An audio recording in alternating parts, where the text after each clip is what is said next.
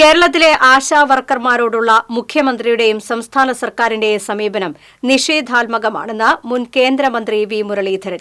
ആശാ വർക്കർമാരെ അങ്ങേയറ്റം അപമാനിക്കുന്ന സമീപനമാണ് മുഖ്യമന്ത്രിയും സർക്കാരും കൈക്കൊള്ളുന്നതെന്നും മുരളീധരൻ പറഞ്ഞു. തൃശൂരിൽ വാർത്താസമ്മേളനത്തിൽ സംസാരിക്കുകയായിരുന്നു വി മുരളീധരൻ. ആശാ വർക്കർമാർ വേതനത്തിനായി സമരം ചെയ്യുമ്പോൾ PSC ബോർഡംഗങ്ങൾക്ക് ശമ്പളവും കേരളത്തിന്റെ പ്രത്യേക പ്രതിനിധി KV തോമസിന് യാത്രാഭത്തയും വലിയ തോതിൽ വർദ്ധിപ്പിക്കാനുള്ള സർക്കാർ തീരുമാനം ആശാ വർക്കർമാരെ അപമാനിക്കലാണെന്ന് മുരളീധരൻ പറഞ്ഞു.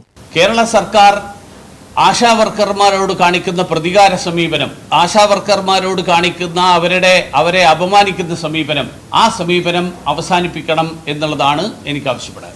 100 കോടി രൂപ മാറ്റിവെക്കാനുള്ള ആളുകൾ ആശാ വർക്കർമാർക്ക് കൊടുക്കാൻ പണമില്ല, പക്ഷേ ബജറ്റിൽ 100 കോടി മാറ്റിവെക്കുന്നതിൻ്റെ ഇരട്ടത്താപ്പാണ് ഞാൻ ചോദ്യം ചെയ്തത്.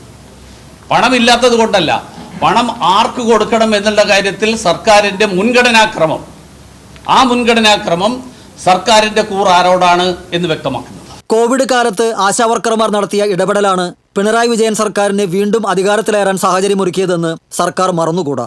മാർക്സിസ്റ്റ് പാർട്ടി അവകാശപ്പെടുന്നതുപോലെ അധ്വാനിക്കുന്ന തൊഴിലാളി വർഗത്തെയല്ല, വരേണ്യവർഗത്തിന്റെ താൽപ്പര്യമാണ് CPM സംരക്ഷിക്കുന്നതെന്നാണ് ഇതിൽ നിന്ന് വ്യക്തമാകുന്നത്. എല്ലാ വിഷയത്തിലും കേന്ദ്രത്തെ കുറ്റപ്പെടുത്തുന്ന സമീപനം സംസ്ഥാനത്തെ മന്ത്രിമാർ ഇപ്പോഴും തുടരുകയാണ്. കേന്ദ്രം നിർദ്ദേശിച്ച മാനദണ്ഡങ്ങൾ പാലിക്കാത്ത സാഹചര്യത്തിൽ കേന്ദ്രം ഫണ്ട് നൽകാതിരിക്കുകയും അത് പാലിക്കാൻ സംസ്ഥാന സർക്കാർ തയ്യാറായപ്പോൾ കേന്ദ്രം ഫണ്ട് നൽകുകയും ചെയ്തുവെന്നതാണ് യാഥാർത്ഥ്യം.